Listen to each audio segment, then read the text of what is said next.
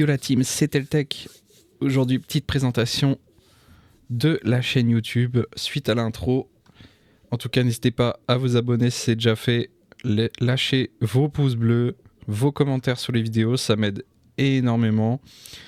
On va faire principalement sur la chaîne du jeu solo, comme vous pouvez voir ici. Je fais aussi des tutos informatiques. Je fais aussi du tuto jeu mobile. Donc les gars, n'hésitez pas, si vous voulez soutenir le contenu, partagez sur les réseaux sociaux. N'hésitez pas à m'envoyer des DM si vous voulez des vidéos en particulier. Et en tout cas, je vous dis merci à tous et bonne vidéo. Et yo les potes, c'est Teltech. Aujourd'hui, on se retrouve sur OBS 30.1.1. Petite review entre guillemets pour vous expliquer quels sont les meilleurs paramètres d'export. Sachant que j'utilise une carte de capture Elgato 4K X. C'est la dernière en date. Hein. N'hésitez pas les gars à liker et à commenter Elgato X dans les commentaires si vous voulez une review de cette carte de capture et comment la configurer et la brancher à votre écran. Ça me ferait super plaisir les gars. En tout cas ici vous retrouvez le mélangeur audio, vous retrouvez toutes vos sources audio. Hein. Ici mon micro, ici l'audio de mon bureau.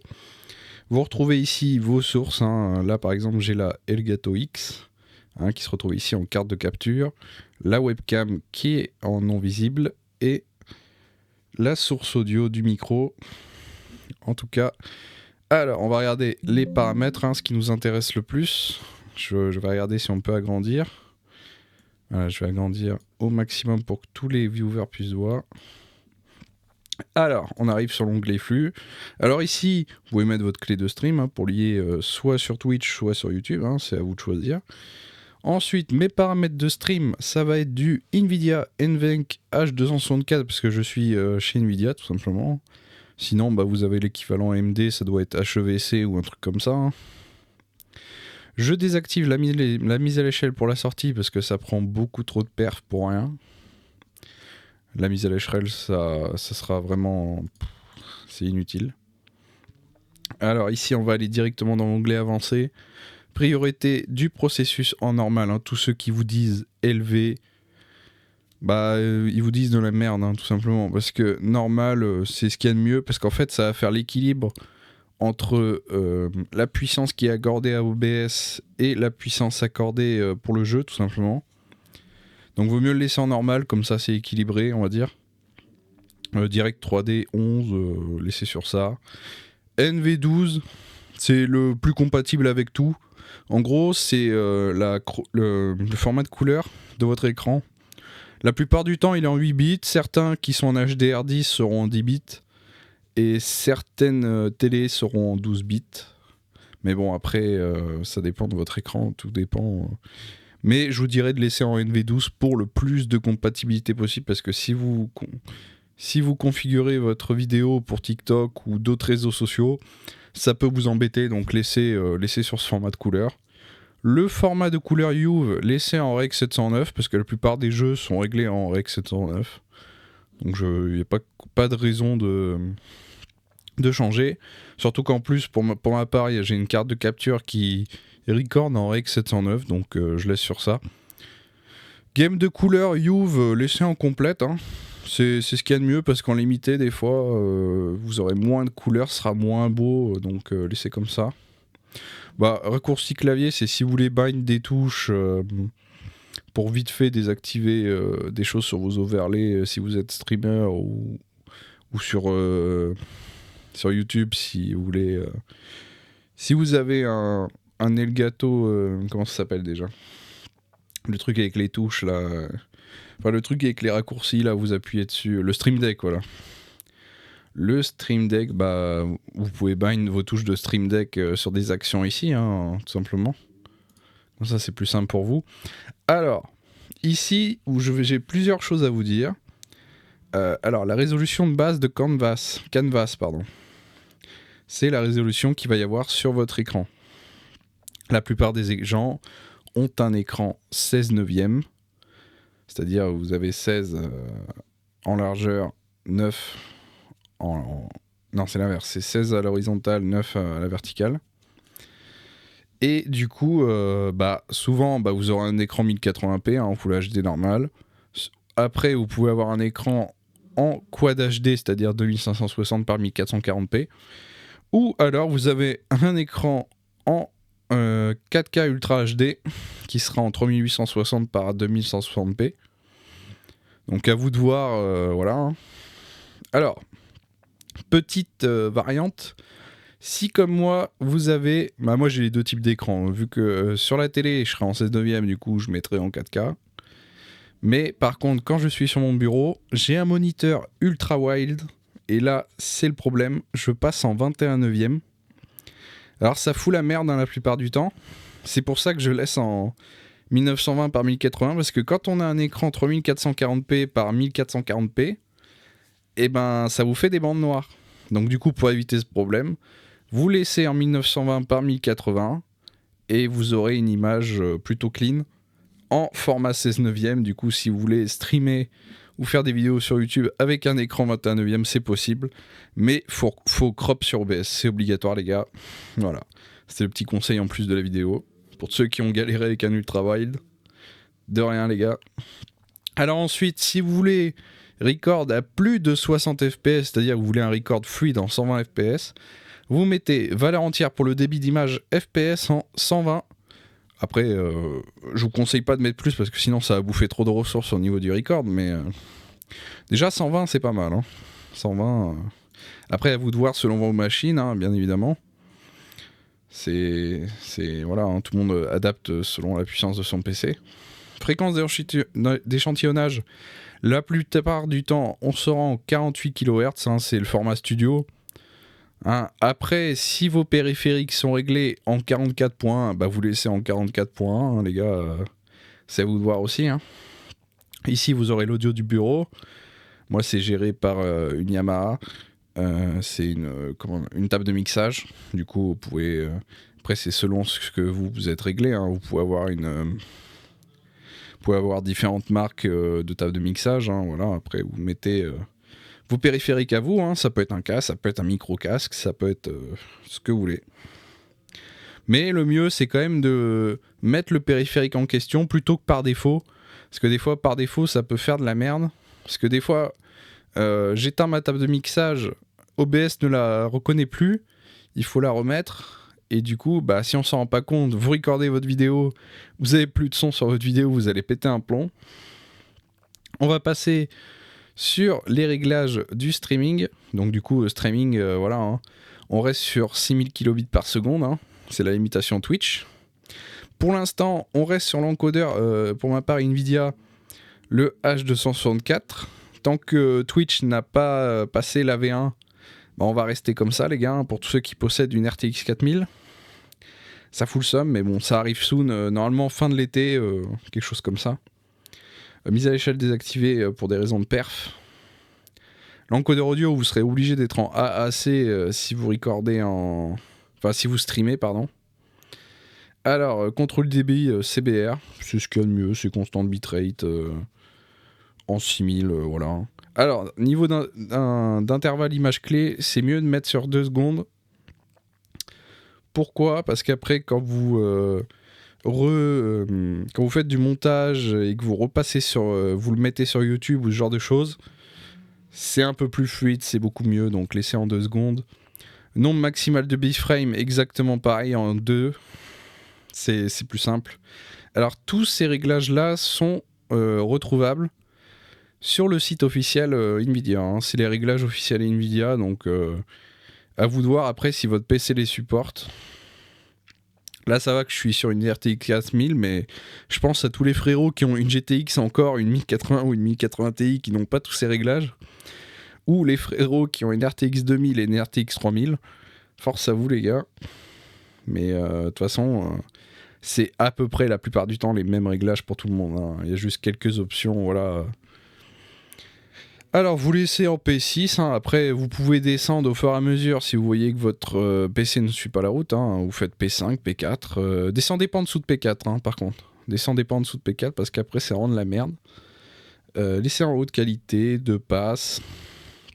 Prédiction look-ahead, qu'est-ce que c'est ? C'est en gros quand vous avez des flux de mouvement pour que ça reste net, donc les deux là, faut les laisser cocher, hein. C'est vraiment important pour la qualité du stream. Alors ensuite, moi j'aime un peu plus le côté record parce que je fais plus de vidéos YouTube que de stream. Alors le format que je vous conseille c'est le MKV. MKV pour le record parce que en gros, si votre PC crash ou quelque chose comme ça, vous pouvez récupérer votre partie de record qui reste, hein, tout simplement. Donc du coup c'est pas mal, hein. Moi j'ai subi plusieurs crashs quand il y a des jeux un peu trop lourds que j'ai essayé de stream avec des réglages un peu trop hauts. Donc le MKV des fois ça peut sauver 1 heure de taf, 2 heures de record, tout ça. Donc les gars voilà. Alors l'encodeur vidéo, bon là malheureusement je peux pas changer parce que je suis en plein record pour vous montrer ça, mais ici vous allez avoir plusieurs choix. Vous allez avoir le H264 commun à tout le monde, hein, c'est vraiment le truc de base qui va sur toutes les plateformes. Le NVENC H264 pour Nvidia, pour AMD ça sera HEVC je pense. Je sais pas trop comment ça a évolué du côté AMD, mais normalement c'est un peu mieux, vu qu'ils ont rajouté une couche d'IA. Pour ma part, comme j'ai une RTX 4000, tous ceux qui ont une RTX 4000, les gars, je vous conseille le NVENC AV1.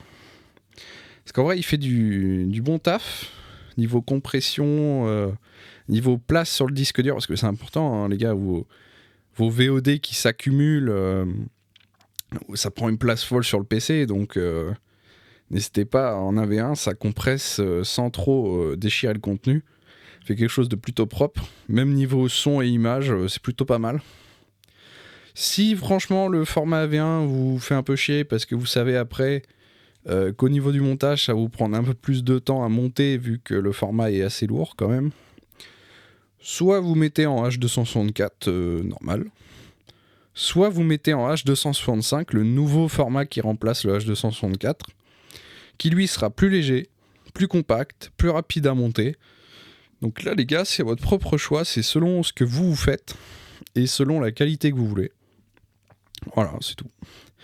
Pour l'encodeur audio, si vous avez une table de mixage, je vous conseille le PCM en 32 bits. C'est là vraiment que ça va prendre tout le spectre audio, tout le son du jeu, enfin tous les petits sons, les gros sons. Ça va vraiment prendre une large bande sonore. Donc c'est ce qu'il y a de mieux, parce qu'après, si vous remontez votre vidéo et que vous la passez en 24 bits, vous ne perdrez pas toute la bande sonore que vous avez capturée en 32 bits, quoi. C'est plutôt pas mal. Alors, mise à l'échelle désactivée, encore une fois. Alors, la mise à l'échelle peut être activée. Je vais vous dire le cas où c'est intéressant. Le cas où c'est intéressant, c'est quand vous avez, par exemple, un écran 4K Ultra HD, par exemple une télévision. Vous voulez record en 1080p, c'est-à-dire jouer à votre jeu solo en 1080p sur votre télé. Et par contre, votre télé, elle est quand même en Ultra HD, donc il faut qu'il y ait une mise à l'échelle qui se fasse. Vous laissez activer et vous mettez en 1080p. Ça fera le... Par contre, ça va consommer un peu plus de ressources sur votre encodeur de carte graphique. Donc faites attention à la surcharge d'encodage. Si vous voyez que votre carte graphique travaille à plus de 80%, vous avez des chances que votre stream, ou votre record ou stream crash, et que derrière, vous ayez un crash sur votre record et du coup, vous récupérez pas la vidéo en entier, ce serait dommage. Ça m'est arrivé souvent. Donc voilà, on va repasser ici sur les paramètres. Alors ici, j'ai laissé en standard, hein, j'ai pas mis en avancé, j'ai laissé normal. Selon les paramètres Nvidia officiels sur leur site. Je mettrai peut-être le site si j'y pense en description. Contrôle du débit en CQP. Alors c'est un peu particulier parce que le CQP c'est par niveau, en gros niveau de qualité. Et en gros vous avez plusieurs niveaux, vous avez de 20 jusqu'à 1. Et en gros plus vous vous rapprochez de 1, plus vous vous rapprochez de la meilleure qualité possible. Alors ce qui est un peu chiant avec ça, c'est qu'en gros vous voyez pas vraiment le débit employé.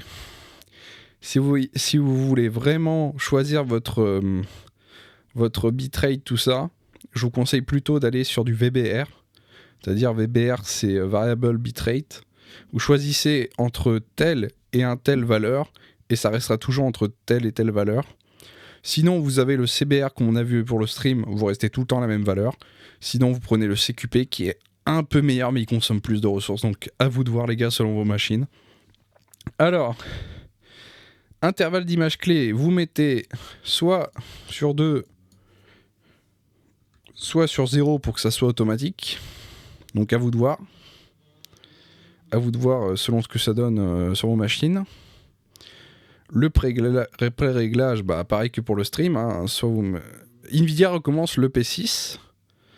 Mais sur des machines moins puissantes, on peut aller jusqu'à P4. Hein. Pas en dessous par contre. Mais P4, P5, P6, ça reste les bons trucs. Haute qualité, 2 passes, main. Avant il y avait un hide, mais maintenant il laisse que main. Prédiction look-ahead et amélioration psychovisuelle, exactement pareil que pour le stream, hein, c'est essentiel. Vu que dans le jeu vidéo, bah, les images bougent beaucoup. Nombre maximal de biframe, bah 2, tout simplement.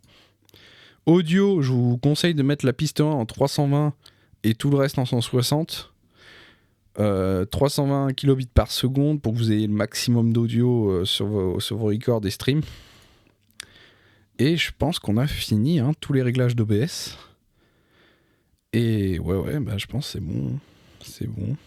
Bon, après, ensuite, c'est si vous avez besoin d'une caméra virtuelle, voilà. Là, ici, vous avez la prévisualisation. Là, ça donnera rien puisque je suis sur OBS. Et en tout cas, bah, ça m'a fait plaisir de faire ce petit tuto pour vous aider. Futur streamer, futur youtubeur. Et n'hésitez pas à soutenir la passion. Petit like, petit commentaire, petit abonnement. N'hésitez pas à dire si vous avez des conseils en plus à rajouter des miens.